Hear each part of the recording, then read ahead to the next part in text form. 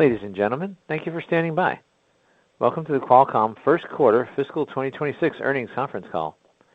At this time, all participants are in listen-only mode. Later, we will conduct a question-and-answer session. If you'd like to ask a question during this time, press star, then the number 1 on your telephone keypad. To withdraw your question, press star, then the number 2.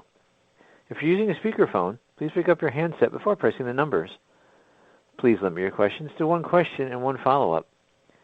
As a reminder, this conference is being recorded February 4th, 2026. The playback number for today's call is 877-660-6853. International callers, please dial 201-612-7415. The playback reservation number is 13758127. I would now like to turn the call over to Mauricio Lopez-Hodoyan, Vice President of Investor Relations. Mr. Lopez-Hodoyan, please go ahead. Thank you, and good afternoon, everyone. Today's call will include prepared remarks by Cristiano Amon and Akash Palkhiwala. In addition, Alex Rogers will join the question-and-answer session. You can access our earnings release and a slide presentation that accompany this call on our Investor Relations website. In addition, this call is being webcast on Qualcomm.com, and a replay will be available on our website later today. During the call today, we will use non-GAAP financial measures as defined in Regulation G, and you can find the related reconciliations to GAAP on our website. We will also make forward-looking statements, including projections and estimates of future events, business or industry trends, or business or financial results. Actual events or results could differ materially from those projected in our forward-looking statements. Please refer to our SEC filings, including our most recent 10-K, which contain important factors that could cause actual results to differ materially from the forward-looking statements. And now to comments from Qualcomm's President and Chief Executive Officer, Cristiano Amon. Thank you, Mauricio, and good afternoon, everyone. Thanks for joining us today. In fiscal Q1, we delivered record revenues of $12.3 billion and non-GAAP earnings per share of $3.50. Within QCT, record revenues of $10.6 billion were driven by strength in flagship handsets. We also saw another quarter of record revenues in automotive and positive momentum in IoT across industrial, edge networking applications, and smart glasses. Licensing business revenues were $1.6 billion. While global consumer demand for handsets, especially premium and high-tier, exceeded our expectations, with healthy sell-through observed through fiscal Q1 in the first few weeks of 2026, in the coming quarters, the handset industry will be constrained by the availability and pricing of memory, particularly DRAM. As memory suppliers redirect manufacturing capacity to HBM to meet AI data center demand, the resulting industry-wide memory shortage and price increases are likely to define the overall scale of the handset industry through the fiscal year. Given the current environment, several handsets OEMs, especially in China, are taking a cautious approach in reducing their chipset inventory. This is reflected in our guidance for the upcoming quarter. We will continue to work closely with our customers and suppliers as the situation evolves. Akash will share more details on the memory impact in his prepared remarks. And now, some key highlights from the business. We are pleased with the continued expansion of the premium and high-tier smartphone segments and traction of Snapdragon platforms, including broad OEM adoption for dual flagship product strategy.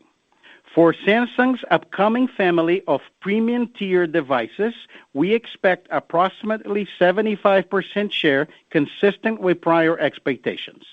It's important to note that during the quarter, ByteDance launched the first agentic AI smartphone powered by the Snapdragon 8 Elite.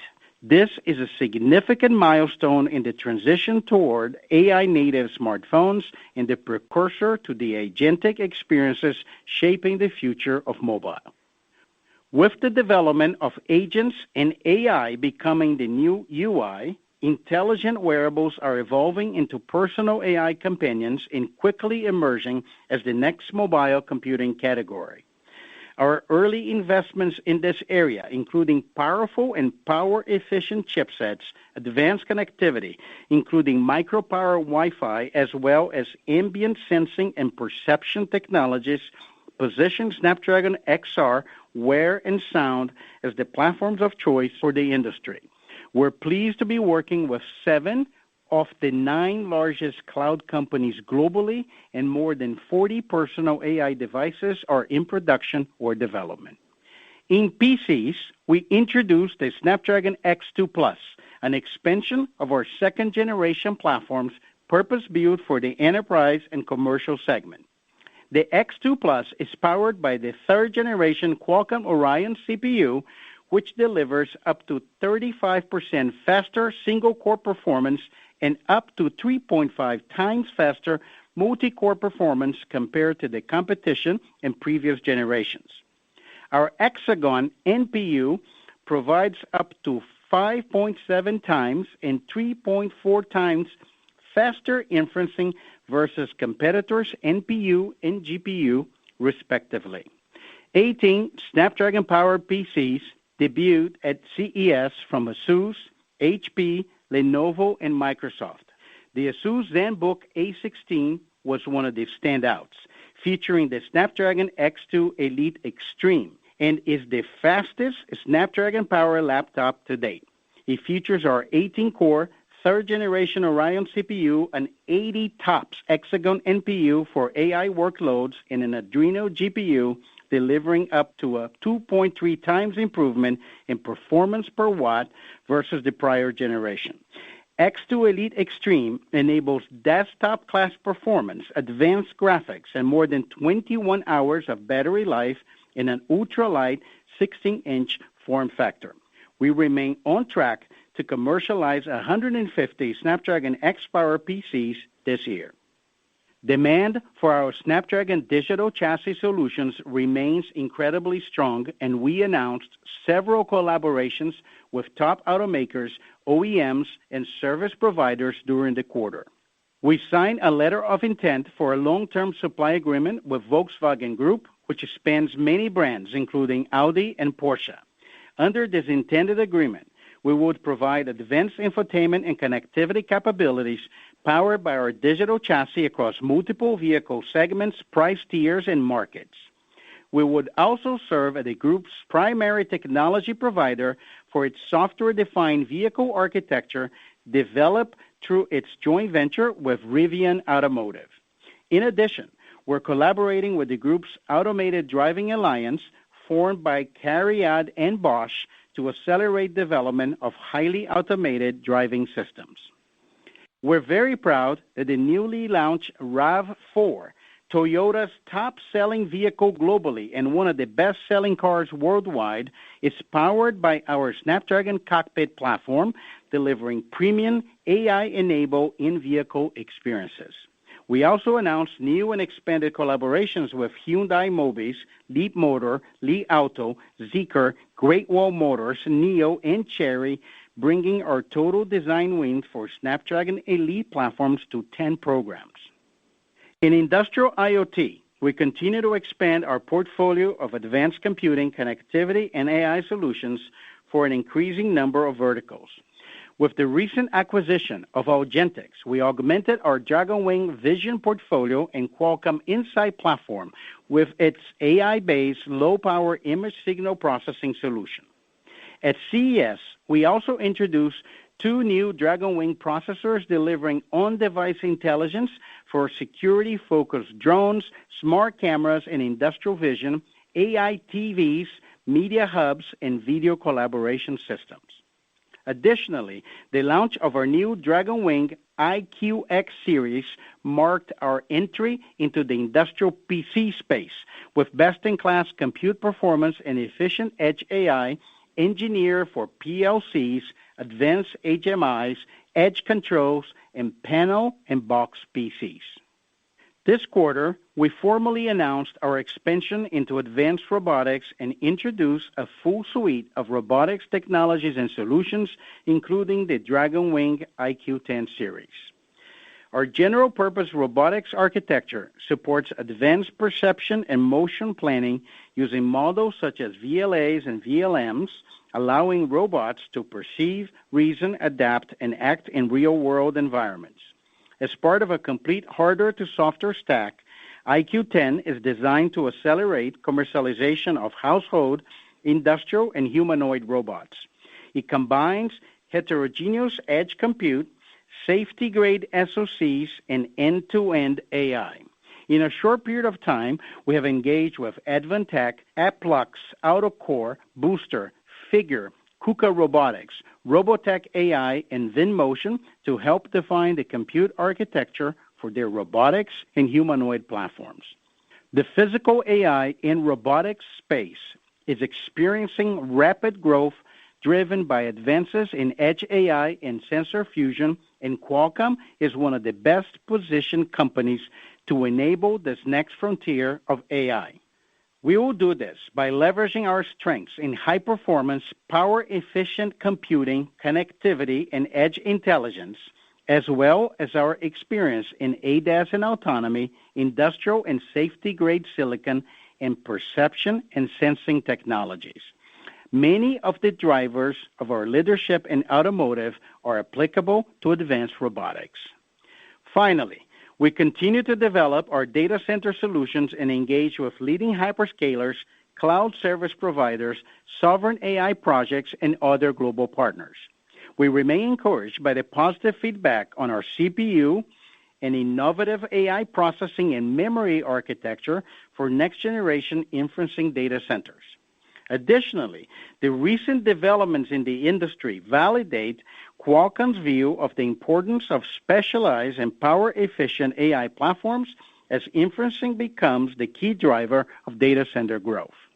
In fiscal Q1, we completed the Alphawave Semi acquisition, adding high-speed wire connectivity technologies to further strengthen our platforms. We also acquired Ventana Microsystems, reinforcing our leadership and commitment to expanding the RISC-V standard and ecosystem and development of our high-performance RISC-V CPU for data center workloads. We look forward to providing more information, including an update on our roadmap at our next investor event. We'll also share our progress in robotics, automotive, and next-generation autonomy, industrial IoT, and 6G. I will now turn the call to Akash. Thank you, Cristiano, and good afternoon, everyone. Let me begin with our strong first fiscal quarter results. Total revenues of $12.3 billion and non-GAAP EPS of $3.50 were both records, with non-GAAP EPS coming in at the high end of our guidance. QTL revenues of $1.6 billion and EBT margin of 77% were at the high end of our guidance, driven by higher units and favorable mix. We delivered record revenues in QCT of $10.6 billion, including strong year-over-year growth across automotive and IoT. QCT handset revenues reached a record $7.8 billion, reflecting the benefit of recently launched flagship smartphones. QCT IoT revenues of $1.7 billion grew 9% year-over-year, driven by demand across consumer and networking products. In QCT Automotive, we delivered another record quarter, with revenues growing to $1.1 billion, up 15% versus the year-ago period, on increased demand for our Snapdragon digital chassis platforms. QCT EBT margin of 31% came in line with expectations, exceeding our long-term target of 30%. Lastly, we returned $3.6 billion to stockholders, including $2.6 billion in stock repurchases and $949 million in dividends. Before turning to guidance, I'd like to address the impact of the memory industry dynamics on our financial outlook. The fundamentals of our handset business remain favorable. With a stable global economic environment, total handset shipments exceeding expectations in the December quarter, especially in the premium and high tier, and a strong design win pipeline for our Snapdragon chipsets. However, increasing demand for memory solutions in AI data centers is driving near-term uncertainty in memory supply and pricing for handset OEMs. As a result, the handset OEMs are taking a cautious approach in planning their business. We've seen several OEMs, especially in China, take actions to reduce their handset build plans and channel inventory. Our guidance for the upcoming quarter reflects the latest signals from these customers, which includes reduced chipset orders aligned with their scaled-back expectations for build plans. We expect to return to our prior run rate and growth trajectory for QCT handset revenues when these conditions normalize. Now turning to guidance. In the second fiscal quarter, we are forecasting revenues of $10.2 to $11 billion and non-GAAP EPS of $2.45 to $2.65. In QTL, we estimate revenues of $1.2 to $1.4 billion and EBT margins of 68 to 72%, reflecting normal sequential trend. In QCT, we expect revenues of $8.8 to $9.4 billion and EBT margins of 26 to 28%. We are forecasting QCT handset revenues to be approximately $6 billion as a result of the impact of memory constraints I just outlined. We anticipate QCT IoT revenues to grow by low teens percentage versus the year-ago period, driven by growth across industrial and consumer products. In QCT Automotive, following another record quarter, we expect year-over-year revenue growth to accelerate to greater than 35% in the second fiscal quarter. Lastly, we expect non-GAAP operating expenses to be approximately $2.6 billion in the quarter. The sequential increase is driven by typical calendar year resets for certain employee-related costs and completion of our acquisition of AlphaWave to further strengthen our platforms for next-generation AI data centers. In closing, we are pleased with our strong first quarter performance, delivering record results across the following metrics: total company revenue, non-GAAP EPS, QCT revenues, QCT handset revenues, and QCT Automotive revenues. While near-term QCT handset guidance is being impacted by memory industry dynamics, the underlying fundamentals around consumer demand for handsets and Snapdragon product leadership remain strong. Our second quarter guidance reflects the continued revenue acceleration across automotive and IoT, with their combined growth outpacing the run rate required to achieve our long-term revenue targets. Our product announcements and strong customer engagement at CES 2026 further demonstrated our momentum across multiple growth vectors. In automotive, we have reinforced our technology leadership with 10 design wins for Snapdragon Ride Elite and Cockpit Elite, 8 global programs for Snapdragon Ride Flex, and continued success in building an automated driving stack ecosystem for our customers. In robotics, we announced a full suite of technologies, including the industry-leading Dragonwing IQ10 chipset platform, and engagement with several players in the ecosystem to drive commercialization of our products. In industrial, we showcased our ability to serve a wide spectrum of customers, from global enterprises to local developers, with an expanded portfolio that offers advanced edge computing and AI solutions across industry verticals. This concludes our prepared remarks. Back to you, Mauricio. Thank you, Akash. Operator, we're now ready for questions. Thank you. To queue a question, press star, then the number 1. To withdraw your question, press star 2. If you're using a speakerphone, please pick up your handset before pressing the numbers. One moment, please, for the first question. First question comes from the line of Joshua Buchalter with TD Cowen. Please proceed with your questions.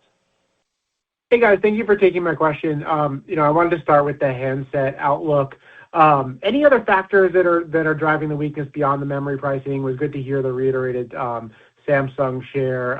But I think, most importantly, how should we think about the TAM for the year? And do you feel like this inventory correction is sort of the last shoe to drop in the March quarter that you're seeing? Thank you.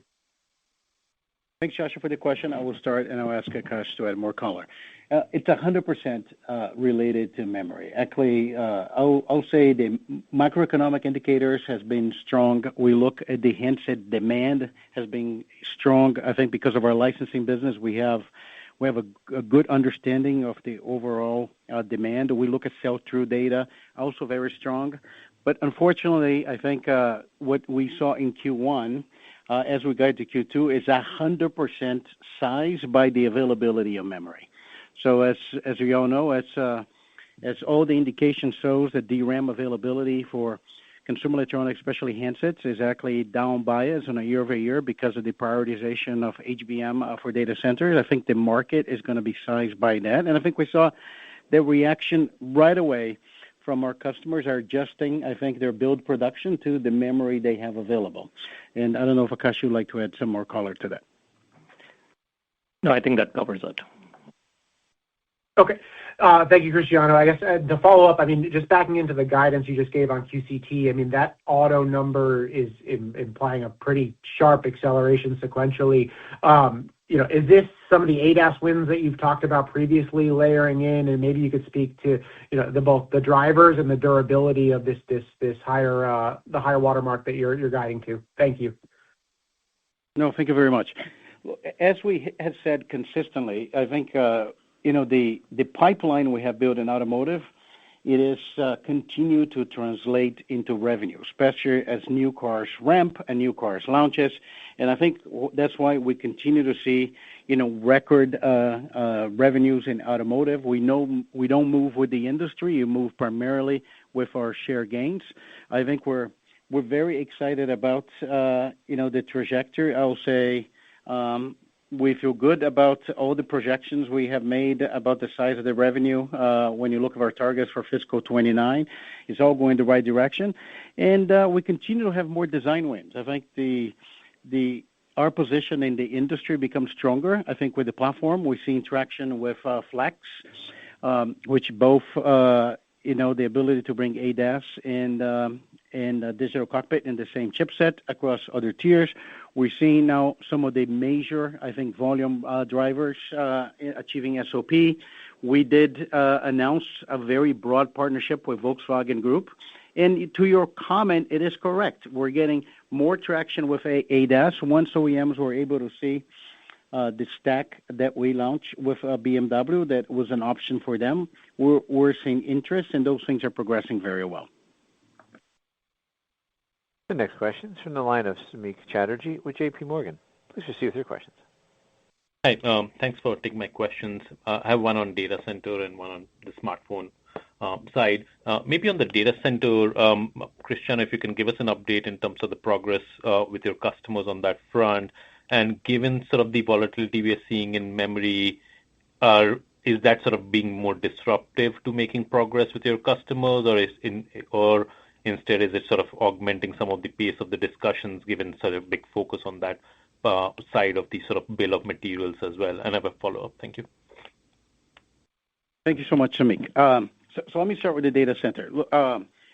I think everything is going in the way we have planned. I think the only public, customer announced today is Humane. That is progressing well. We have started shipping. We have been working with them and ISV on third-party workloads. We're encouraged about the progress our teams are doing on our roadmap.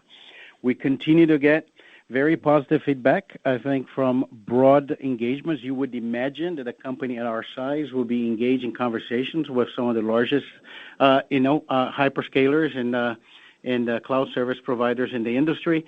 We have something very unique. We always said we have a dedicated platform for the disaggregated data center. We do very, very well in certain workloads, such as decode, with our different approach to compute and memory. If anything, I think the transaction of Grok kind of validates that when you think about disaggregated data center, you have specialized hardware versus, just a GPU that would do everything. And we're getting good traction. Where we really focus right now is on execution. I think we had identified some of the milestones. We're executing on two fronts. It's CPU. We added a RISC-V CPU now to a roadmap in addition to Orion, which is ARM compatible. And we're executing on AI 250 with our new memory architecture. And we will provide details of our roadmap in our investor event. But so far, everything it's on track. We still restate that we expect 27 to start showing in revenues. And we feel good. We're just going to keep executing that. And I don't know, Akash, you want to add anything before I go to memories? No, I think the only thing I'll add on data center is We've mentioned previously that we expect this to be a multi-billion revenue opportunity in a couple of years, and so everything that Cristiano outlined kind of just reiterates that opportunity for us. Okay, so the memory thing, and look, I think we're going to see how this thing played out. I'm going to give you maybe a little bit of the dynamics. When we step back and we look at the business, we're very, very happy with everything in the business. We just wish there was more memory, and and the handsets get hit the most given its scale and its cycle time. So we expect that the impact is going to be more muted in other business. For example, automotive is a little bit less sensitive to memory price increases, as you pointed out, the impact on handsets and the BOM. Having said that, when we go back to situations that we saw in the past, I think the best proxy is what happened during the pandemic. The premium and high tier has proven to be more resilient to price increases. And we think that may be a factor that play out. But the most important thing is that issue is not just the price. The issue is just availability. So I think the memory availability will determine the overall size of the handset market. OEMs are very likely to prioritize premium and high tier how they have done in the past.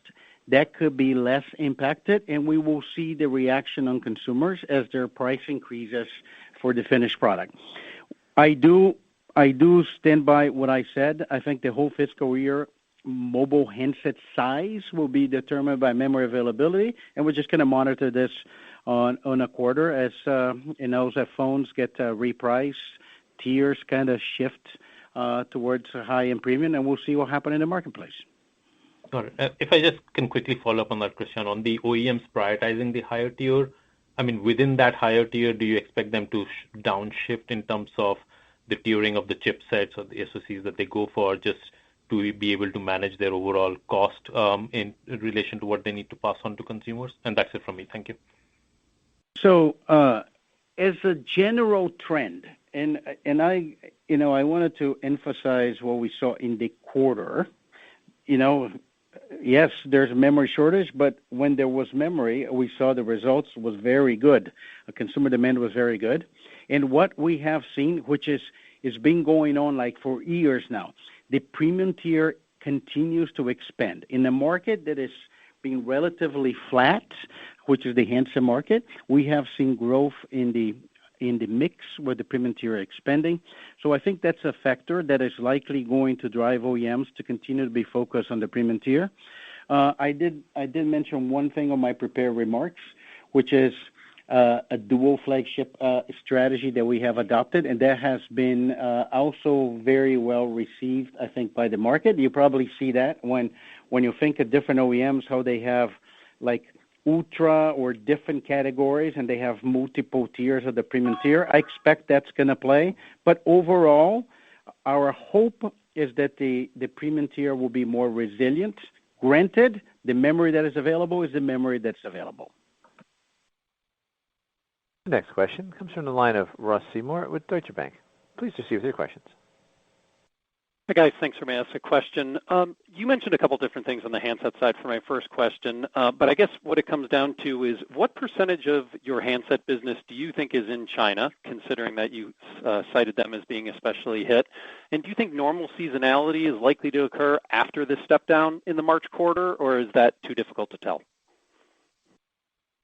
Yeah, I think on your first question, Ross, we don't really kind of break down by regions, but if you think about the percent of volume that is driven by the Chinese OEMs, but then adjusted down for the tiers that they play in, so our exposure would be less than what you would just see based on the units. And the seasonality side? The seasonality on the handset side, I think you should think of the seasonality in the demand from the consumers is going to be consistent with what we've seen in the past. I think consumers wait for premium tier launches, and there's significant purchases that happen when that plays out. I think to Cristiano's earlier point, it's really a question of how supply aligns against the demand. We don't have a demand issue, as we said earlier. The demand continues to be strong. Our design win pipeline continues to be strong, and then it's just a question of supply alignment with it over the next few months. And then I guess just for my follow-up on the OpEx side of things, you gave a good explanation why it's popping up a bit in the March quarter. After that, are there any adjustments given what you're saying in the memory side, or are you guys kind of investing right through this? I think it's the way we've guided the March quarter is a reasonable way of thinking about the rest of the year. I think our focus, as we've said before, is the following framework on OpEx, really kind of reduce the investments in mature businesses and use it to fund the diversification priorities. And then we have these acquisitions, including AlphaWave, kind of driving incremental expense and investment in data center. But it's really just focused on those things. As we've been extremely disciplined over the last several years and grown OpEx significantly slower than revenue and gross profit, that framework for our operating plan doesn't change going forward. Thank you. The next question is from the line of Stacy Rasgon with Bernstein Research. Please proceed with your questions. Hi, guys. Thanks for taking my questions. For the first one, I want to ask that seasonality question a different way, and I think it was really getting at June. Like, you usually just seasonally, I know your revenues step down in June, and so you're guiding $6 billion on handsets. You're guiding $6 billion in March quarter, which is down about 13% year-over-year. Are you expecting, just given what you're seeing in the memory market right now, a similar, and what can be supplied, a similar type of year-over-year growth, like for handsets in June? Or do you think this like $6 billion number, given it is sort of supply constraint, is like a good number to have, given the current supply that is out there until things normalize? Like, just how do we think about June in the context of March, given the March decline in the context of the memory situation? Yeah. So, Stacy, given the uncertainty in the market, we're obviously not guiding beyond the second quarter at this point. But as Cristiano said earlier, when you think about the demand fundamentals, they're strong, and really it's a question of how supply aligns against it, and we expect that supply will really define the financial forecast for the year, for the rest of the fiscal year.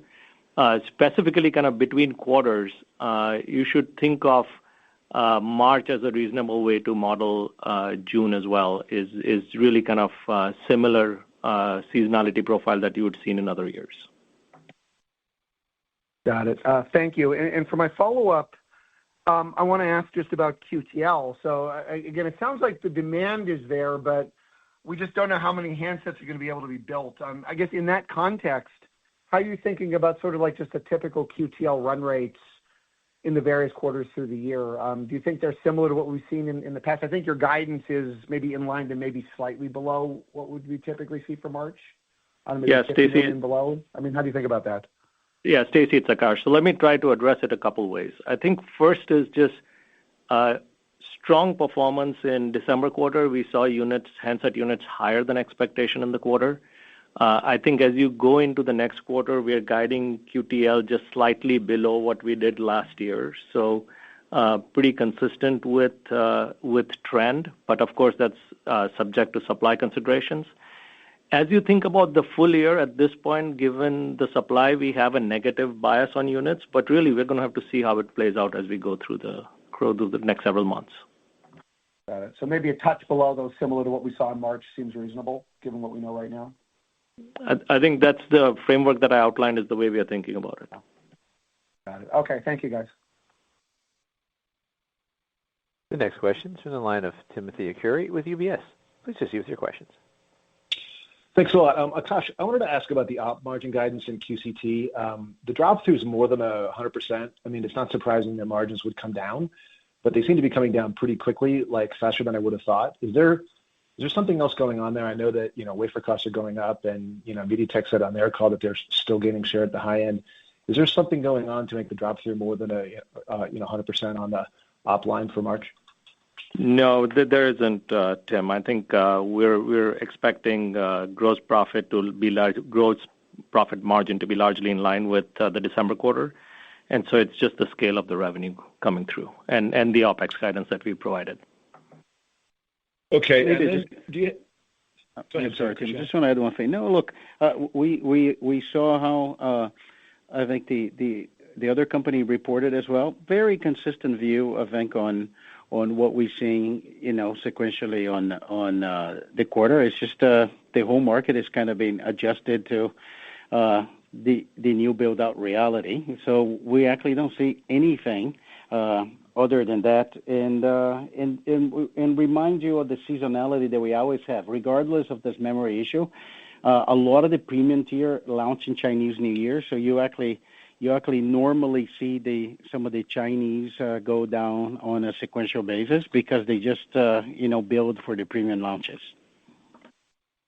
Okay, thanks. And then, you have any update on the Huawei license? I know we're still waiting for it, and maybe what's the sticking point, and is there risk? We talked about this before, but is there risk and precedent for the big customer if you don't sign a license with Huawei? Thanks.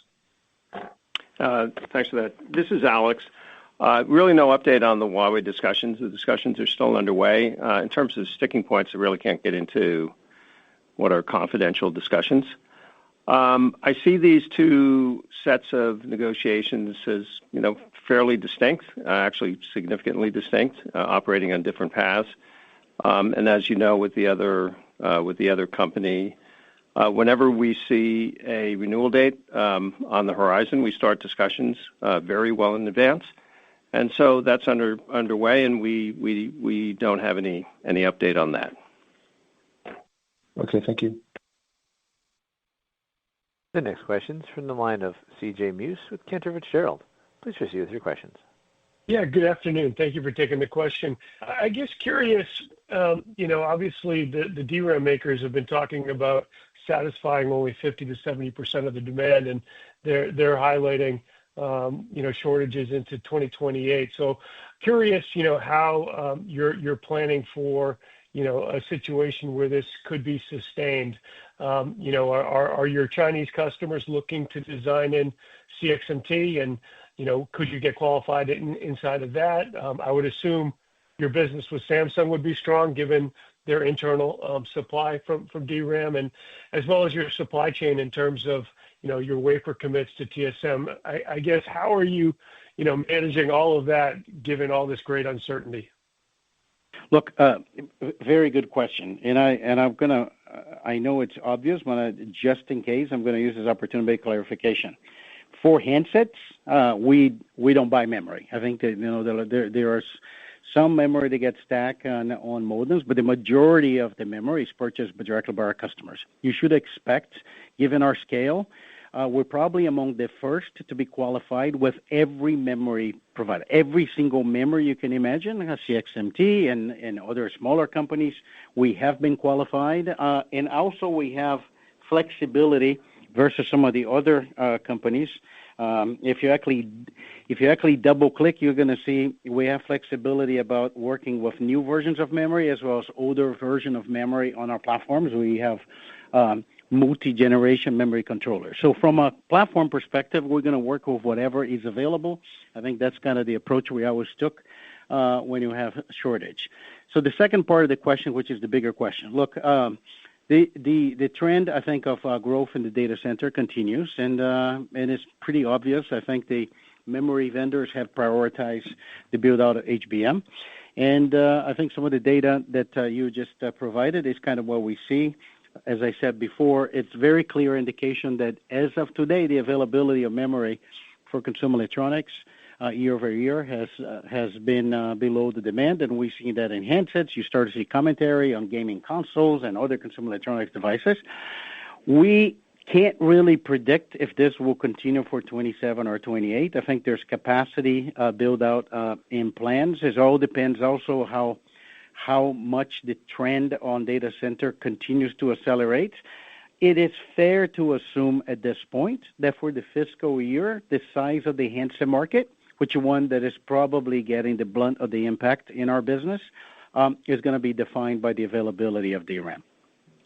And CJ, on your second part of your question on wafers for leading nodes, as you know, kind of leading nodes are constrained on the wafer side as well, but we have great relationships with our suppliers, and so we're confident that we'll have enough wafers to address the demand. Thank you. And I guess as a follow-up, curious, if we do see a mix shift higher Snapdragon, but unit volumes lower, how should we think about that impacting your QCT EBT margins? Yeah, I mean, as you know well, CJ, we do very well in the premium and high tiers, and so as the volume shifts up, that is usually a benefit for us. The next question is from the line of Ben Reitzes with Melius Research. Please proceed with your questions. Yeah, hey guys. Wanted to just kind of keep going on the memory side.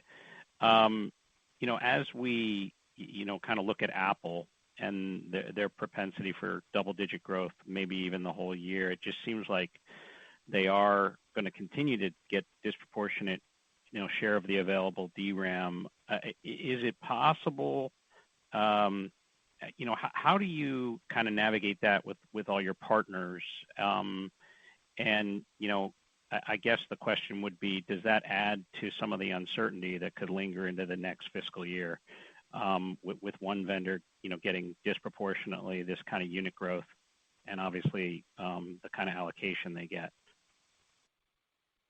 Look, it's hard to make prediction, but I will also probably remind you that we have another large customer that also have the memory division as well. So I think as a general statement, I think it's probably a fact that OEMs with larger scale will have probably better ability to have enough memory, and they will make priority calls than OEMs with smaller scale. But I think this problem is probably going to be industry wide. I don't think any OEM has been immune. In general, I think the statements we have seen broader in the industry is not a demand issue; it's all supply constraint. Okay. Well, look, there's been a lot of questions on that. Just my next one, I just wanted to double click on the data center. I know you got asked about whether there'll be memory available for that, but just in terms of the recent events that validate, I believe the decoding aspect of your solution, I was wondering if you could just, provide a little bit of an update there. What's happened since Grok with NVIDIA, and how are discussions going beyond Humane, and just that overall trend and your ability to play. Thanks. Look, here's what I can say without being front running our investor event. First of all, I think we are. I would describe it like this.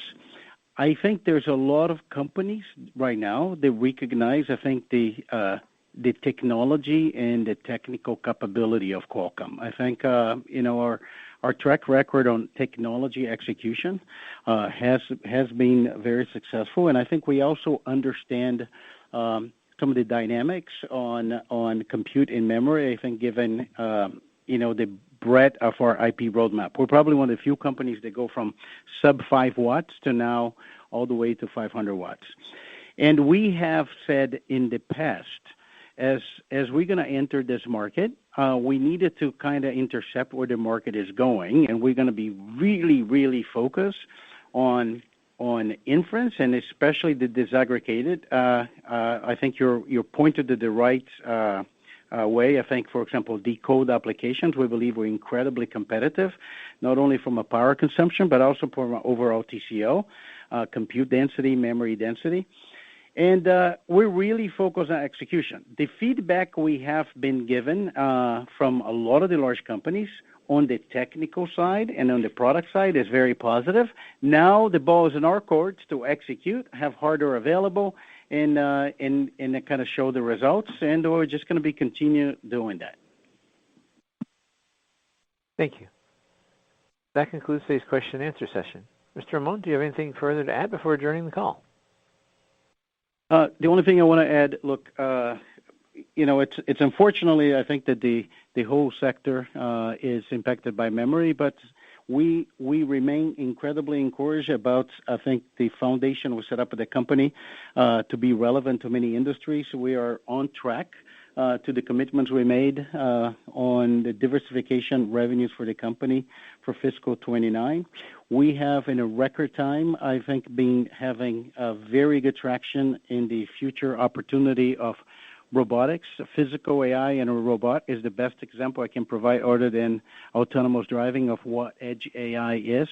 And we believe that we are creating really a completely different company with relevance in many, many markets. And we'll just continue to execute, I think, on a roadmap. I would like to thank all of our partners, suppliers. They're dealing with us in this memory shortage, and our employees. And we're looking forward to talk to you next quarter. Ladies and gentlemen, this concludes today's conference call. You may now disconnect.